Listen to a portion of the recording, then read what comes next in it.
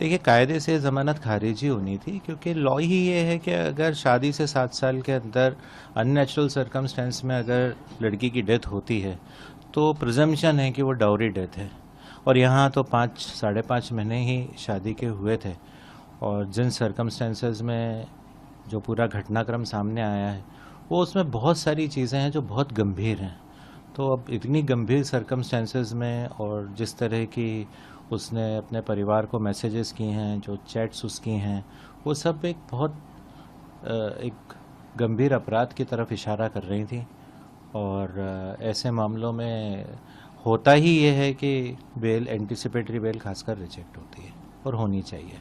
Police ने समर सिंह पर इनाम भी घोषित किया और उसके साथ ये तो भाई पुलिस का लुकआउट है। मैं नहीं समझता कि मध्य प्रदेश की पुलिस इतनी कमज़ोर होगी कि वो एक हस्बैंड को ना ढूंढ पाए। अब उन्होंने इनाम घोषित किया है तो उन्हीं के ऊपर है कि 12 तारीख को यह घटनाक्रम आ गया था, 12 तारीख तक वो यहीं पे थे, और उसके बाद पुलिस तक 12 तारीख की रात में ही इन्फॉर्मेशन पहुंच गई थी हॉस्पिटल से। एफआईआर भी 12 को ही हो गई है। तो उसके बाद वो क्यों फ़रार हैं और कैसे फ़रार हैं ये भी पुलिस बता सकती है, पर पुलिस सक्षम है, ढूंढना चाहिए पुलिस को।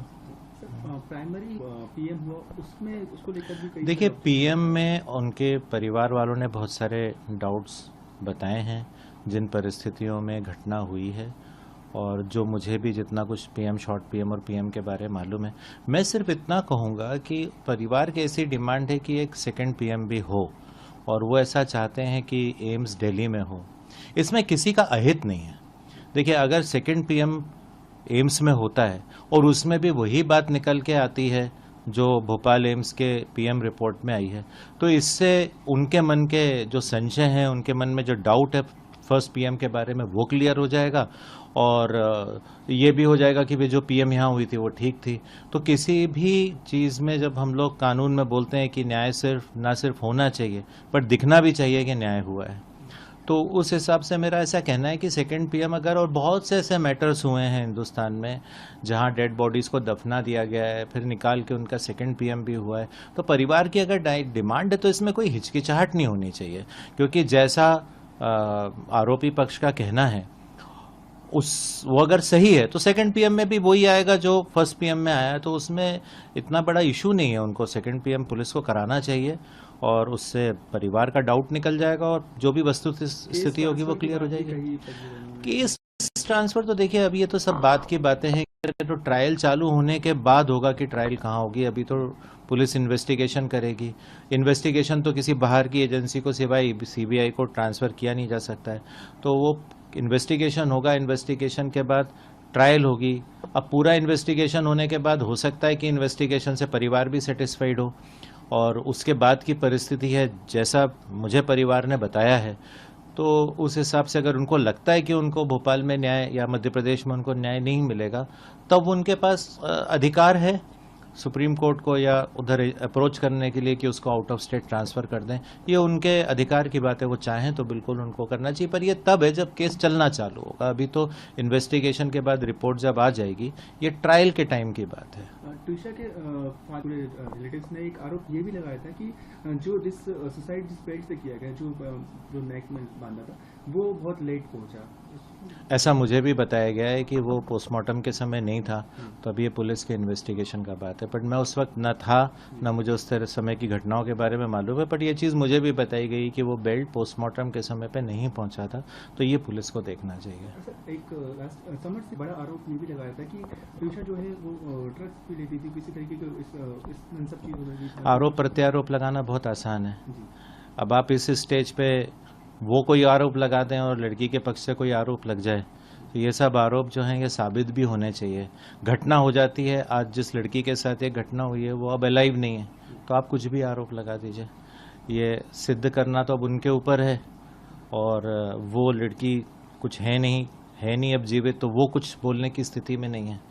तो मेरा कहना है कि पोस्टमार्टम रिपोर्ट में अगर जैसा वो बताते हैं, और अगर वो एडिक्शन बहुत ज़्यादा होगा तो फिर पोस्टमार्टम रिपोर्ट में, विस्टा रिपोर्ट में कुछ ना कुछ आना चाहिए, उसके बारे में देखते हैं। सर, क्या पोस्टमार्टम में ऐसा कुछ भी आया था कि डिप्रेशन की वो पिल्स भी ले रही थी क्या? नहीं, पोस्टमार्टम की रिपोर्ट में डिप्रेशन की पिल्स का नहीं आएगा। उनका ऐसा कहना है कि उसका डिप्रेशन का कुछ ट्रीटमेंट चला था जो बंसल हॉस्पिटल में हुआ था, ऐसा उनका कहना है कि डिप्रेशन का पिल चला था। जहाँ तक मेरी इन्फॉर्मेशन है, कुछ एंजाइटी वगैरह की दवाई लिखी गई थी। एंजाइटी किसी को भी हो सकती है, एंजाइटी मुझे भी हो सकती है। अगर मेरे 4 के साथ ज़्यादा लगें बहस के लिए तो मुझे एंजाइटी हो सकती है। एंजाइटी आपको भी हो सकती है कि आपको आज बहुत बड़ी कोई न्यूज़ और इवेंट कवर करना है और आप वहाँ पे समय पे नहीं पहुँच पा रहे हैं। तो एंजाइटी, सिर्फ एंजाइटी की पिल्स ले लेने से और इस तरह की कोई मेडिकल कंडीशन होना बहुत मुश्किल है। जितना मुझे बताया गया है और मैंने जितना देखा है कि वो त्रिशा जो थी वो MBA थी, अच्छा जॉब कर रही थी, मॉडलिंग उन्होंने की है, 2-3 मूवीज़ में उसने काम किया है, और वो जो बैकग्राउंड है वो देखते हुए ऐसा कहीं लगता नहीं है कि इतनी एक्टिव लड़की को ऐसी कोई प्रॉब्लम होगी। और जो मैंने अभी तक मुझे पता चला है इस केस में इन्वॉल्व होने के बाद कि वो जो इस संबंध में जो ट्रीटमेंट के पेपर हैं वो भी 30 अप्रैल के आसपास के ही हैं। पुराने भी होते और दिसंबर से में शादी हुई थी तब से लेके अभी तक के भी होते। अब ये भी मैटर का इन्वेस्टिगेशन का मैटर है। हो सकता हो, पुलिस तो अभी इन्वेस्टिगेट कर ही रही है, अभी अधूरे रास्ते पे हैं। पूरी जांच हो जाए फिर पता चलेगा। बस एक लास्ट, त्रिशा की फैमिली की क्या डिमांड अभी क्या है? उनकी प्राइमरी डिमांड तो यही है कि पोस्टमार्टम दोबारा हो, पोस्टमार्टम दोबारा, और उसमें मुझे लगता है कि किसी भी पक्ष को कोई तकलीफ नहीं होनी चाहिए। मैं तो बल्कि चाहूँगा कि अगर किसी व्यक्ति पे गलत आरोप लग रहा है, क्योंकि वो भी सम्मानित लोग रहे हैं, तो अगर किसी पे गलत आरोप लग रहा है या कुछ ऐसा है तो सेकंड PM से वो चीज़ और खुल कर सामने आएगी और उसमें उन्हीं का हित है। मेरे हिसाब से कोई इसमें तकलीफ नहीं होनी चाहिए। और अगर उनकी डिमांड है तो एक छोटी सी डिमांड है, सेकंड PM में किसी को क्या अड़चन हो सकती है, करा लेना चाहिए।